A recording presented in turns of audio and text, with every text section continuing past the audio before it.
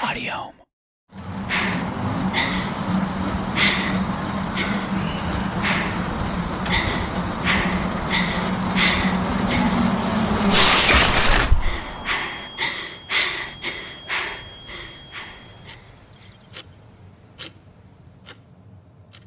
You'll have to talk eventually, or we can't count this as a session. Am I supposed to just sit here and talk about my mother? Would you like to talk about your mother?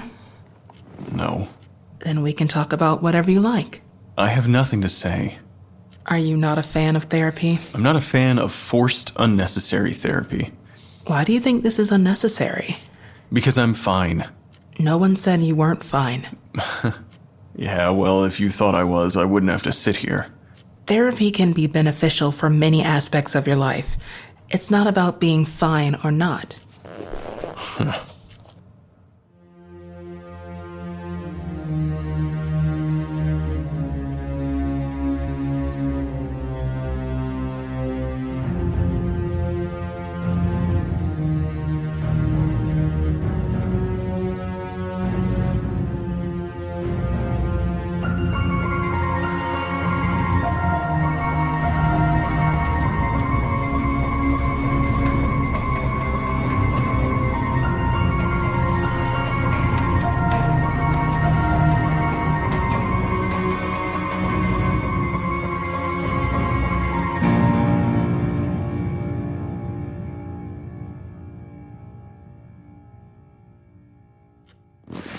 I heard you called an ambulance to bring you to work last week.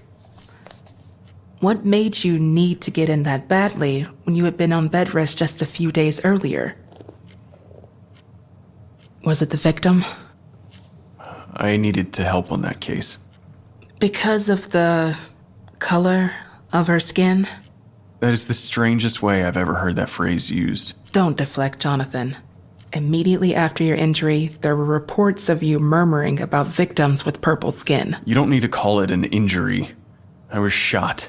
I didn't sprain my ankle. Why the hostility towards it? It's not hostility, it's... I'm just worried that you think I'm not processing what happened to me. I am. I'm not naive or in denial.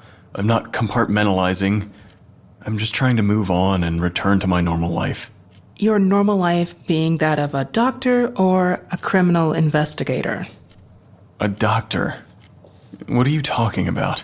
I've been made aware by Fran that... For fuck's sake. Crowley? Yeah, she had issues with me overstepping. I got it. I reined it in and I tried not to get involved, and then the next thing I know, a fucking lunatic is in my OR waving a gun in my face. And you're convinced that you're probably processed all that, have you? Yes, I have. Or I am processing it, but I can do that on my own. I don't need you. You're a pretty private person, wouldn't you say? I guess so. Then it's completely understandable you want to work through it yourself. There we go. Can I go then? Not quite. Although I appreciate the try. What was it about the case that made you feel like you needed to come in? I just needed to be sure. Be sure of what? If it was another victim like Becca Camden. The last case you worked on before being shot. Yeah, but it's not... Do you see the commonalities here, Jonathan? I think you need to be honest and process what happened. It wasn't because of a victim with internal bleeding that caused bad things to happen to you. No, of course not. Bad things happened because a crazy person walked into the hospital with a gun and shot me. And what did it feel like in that moment? What?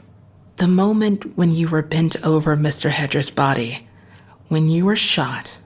While you were... Stabbing him repeatedly with a scalpel? That's one way to put it, yes. That's what happened. That is the only way to put it. You've read the report. I have, but I see something more to it. So does Fran, which is why you're here with me today. I see self-defense. And I see deep-seated emotional trauma that manifested itself during that moment of fight or flight. So my response when I couldn't run was to fight for my life, and you both see that as a problem? Would you rather me be dead right now? You're surrounded by death every day, right? Yeah, we all are. Especially here. But it's different for you. What do you mean? Well, would you say you're desensitized to it? I guess so. It's not a big deal. That's what I thought. And that's why I'm concerned you aren't processing the fact that you killed someone and nearly died yourself. Because death isn't a big deal to you. You're putting words in my mouth. Would you rather be dead right now than deal with the aftermath of what you did? I need to go. There's a body for me in the ER. Jonathan, What? don't forget your cane. Were you talking about me in there? No. Good. My mother always said, if you have nothing good to say, don't say anything at all. I think that's what everyone says their mom told them. Yeah. Hey, come to think Why of it. didn't you just listen in? Come on, Doc. That's a violation of your patient confidentiality, right? And besides, it's probably awkward to talk about how bad you feel for killing me when I'm right there. I don't feel bad for killing you. How many times do I have to say that?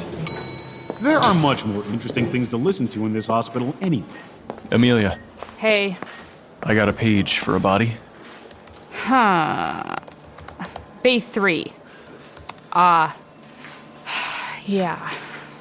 Anything I should know? Here's the file. It's a boy named Keyton James. He presented with some bruising from a bike accident and was brought in unconscious. Poor kid never woke up. Damn. The kid. Wow. 14 years old. Yeah, always a shitty day when it's a kid. I'll get him down to the morgue and get him cleaned up. Have you already notified the parents? We haven't found any info on them. I'll have a nurse try in a few minutes. Thanks. Let me know if they come in to see the body. I'll have him prepared. Sounds good. Hey, listen, about the other day, You don't need to explain it, John. It's fine. I just really thought it'd be best if I moved back into my place. We weren't a couple.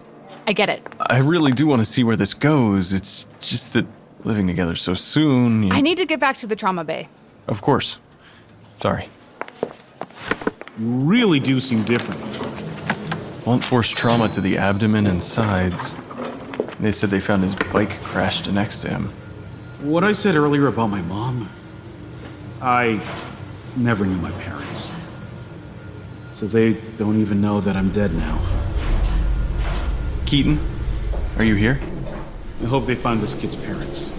Nothing. Maybe he's still back at the scene of the accident. You know how fucking empty it feels to be left alone. Do you think you can make me feel bad for you? Is that it? I just want you to understand. I don't understand. I will never understand how you could do what you did. It got out of hand.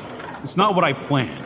I'm not even talking about me. I'm talking about kidnapping those victims. I told you it wasn't me. I'd never even heard of Becca before you wheeled her in. It could have been another psychotic episode of yours that just escalated, and now people think I'm the one that needs therapy. I didn't do it, okay? I don't believe you. Last week I had some shred of doubt, but the killings have stopped. The purple bodies have stopped. It's been almost 5 months. You did it and I stopped you. Not exactly in the way that I would have wanted, but it's over. It's not over. It is. Move on and leave me alone. Why are you saying that?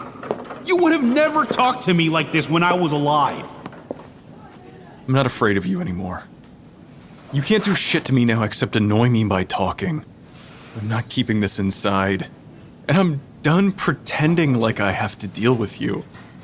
It's supposed to be good for my mental health to vent and deal with my anger, right? Well, fine.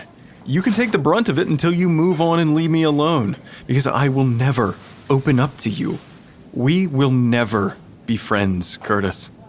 But you will eventually leave. Stop trying to force me to be alone. People like you are always trying to shun me. People like me? Yes, you! People like you judge me and treat me differently. You thought I was a freak and a threat without even knowing the first thing about me. And it turns out I was right. Fuck you. Finally. Keyton? Keyton? Still nothing. Alright. Keyton James, approximately 100 pounds, 5 foot 1 inch tall. Let's take a look at this bruising. Preliminary examination shows that there are varying degrees of cuts and scrapings along the entire body. If I'm working my way from head to toe, I'm actually seeing various stages of healing on these. There seems to be some damage to the abdomen, which looks like it could have caused internal bleeding. I'll have to examine internally to be sure, but the bruising looks slightly older. Overall, his skin is covered in some sort of filth. It looks like dust and dirt, potentially from the bike accident, depending on where he crashed. The case file says he was found about an hour ago, unconscious. No one knows when the accident actually happened. It could have been long enough for Keyton to die before even being found, and that would explain the stage of healing. What was that? Hello? Someone in here? Curtis, this isn't funny. I said I'm not afraid of you, and I meant it. Piss off. Continuing the initial exam. I'm seeing some more bruising and scrapes along the lower extremities, though it looks like some of this was bilateral bruising around both the victim's ankles. I'm not super familiar with bicycling accident bruises, but I would imagine it's hard to get identical bruising around the same parts of the leg. Unless he somehow got stuck in the chain? I should have asked for additional photos, but it doesn't look like Crowley's team made it out to the site yet. My gut is telling me something's not right here. Are you here to help me? Keyton? Where are you? Did the police finally come save us? Keyton, my name is John. I'm a doctor, but I do work with the police. Can you come out and talk to me? I don't want to. It's weird. What's weird? The you on the table. Tell you what, I'll cover up the table, okay? We don't need to look at that. He looks familiar.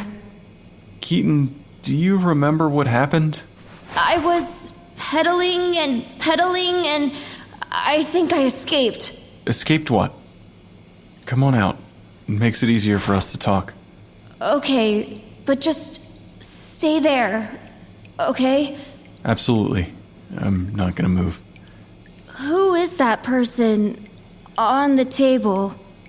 Are you sure you really want to know? Is it scary? It can be.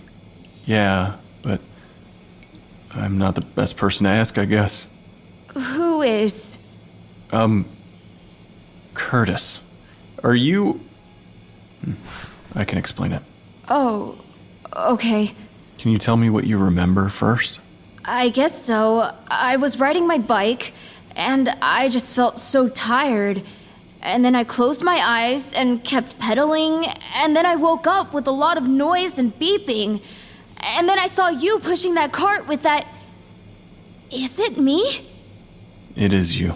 How is that possible? Are there two me's? There's only one of you, Keyton.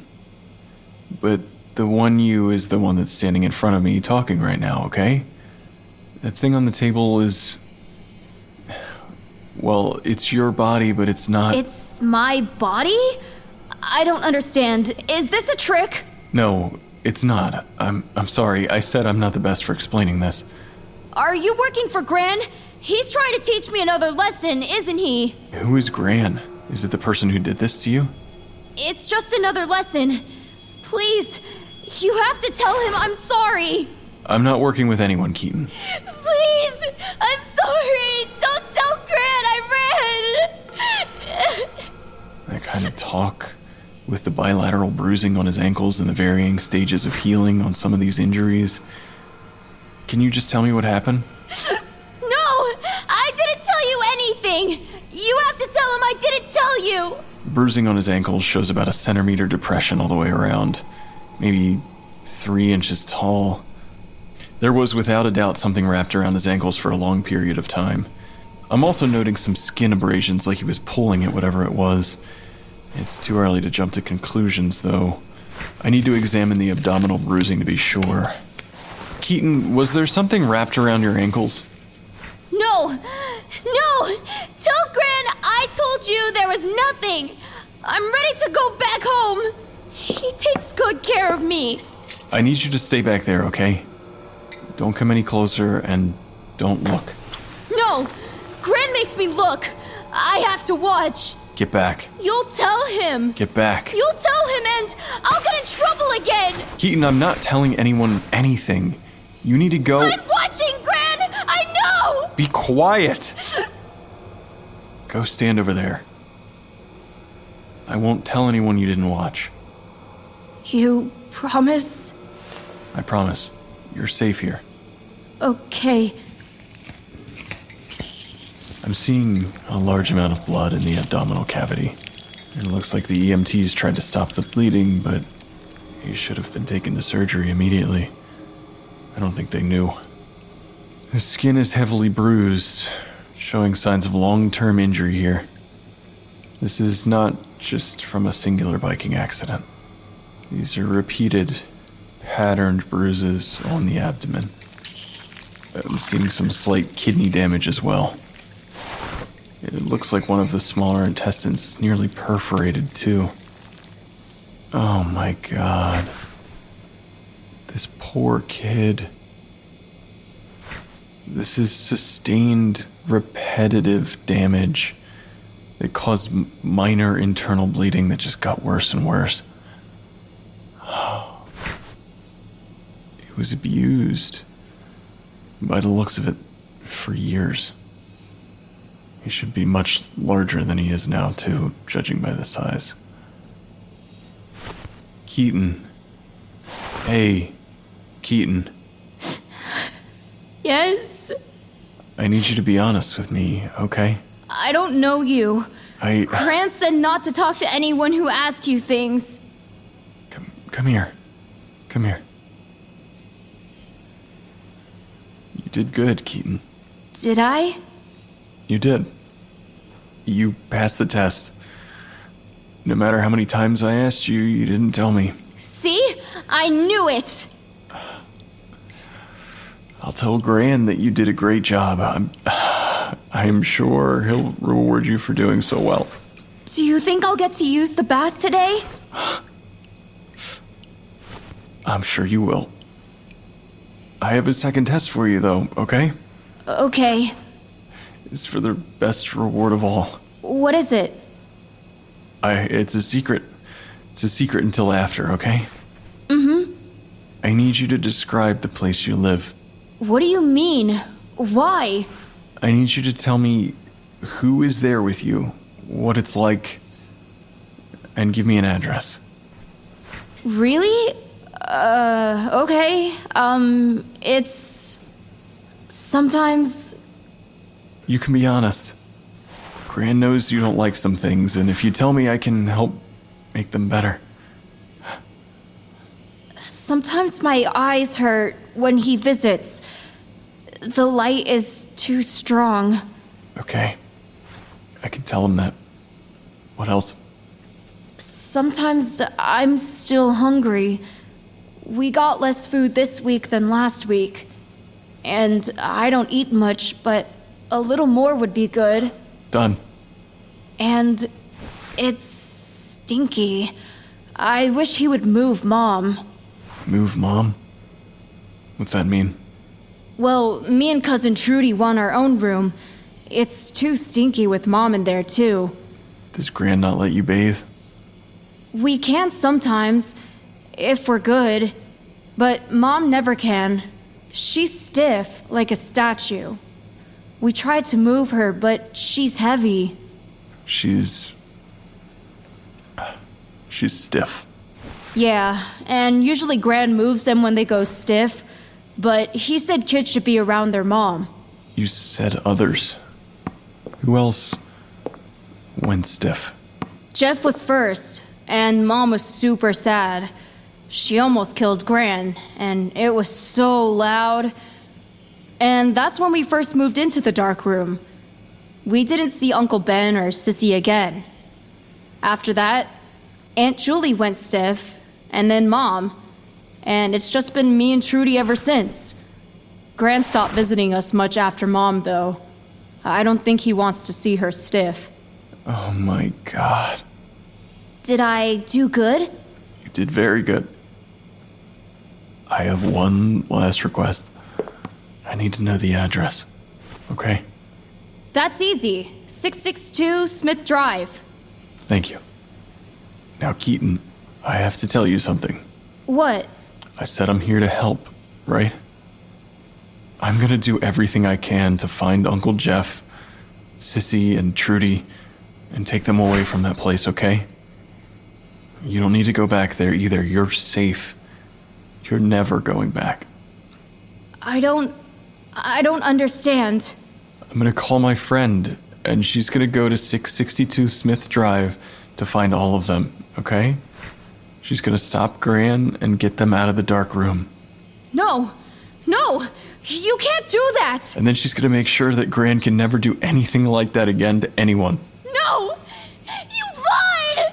Gran will know! He'll know I told you! He'll know! You can't do that! I will be right back, okay? Right back. Please, just stay here.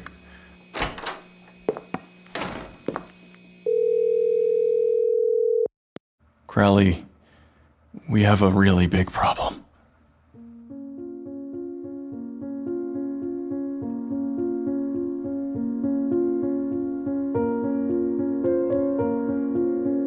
Hey everybody, this is Vince Dajani, creator of How I Died. I wanted to let you know that the entirety of How I Died Season 2 is completed. It's ready to go. You can listen to it right now if you're interested on patreon.com/howidied. Any money you pledge gives you access to different tiers of bonus content. We've got everything from autopsy notes to bonus episodes, and like I said, for $5 or more you can listen to the entire Season 2 right now. That includes the finale. Binge it all, enjoy it all, and all of that money goes directly to supporting the show. That means it helps us pay our actors, pay our fantastic production crew, and increase the quality as we're aiming to go into Season 3. And yes, there will be a Season 3. So, once again, thank you so much for listening, and we're going to jump into the credits. How I Died is an audio media original production, created and written by Vince Dajani, directed and edited by Chroma Sikora, with mixing by Eric Howell. Starring me as John Spacer, Shaina Waring as Sheriff Crowley, David Dixon as Curtis, Vin Vox as Dr. Kim, and Caitlin Roberts as Amelia. This episode guest starred Maddie Matsumoto as Keyton James. Thanks so much for listening, and until next episode, try not to die.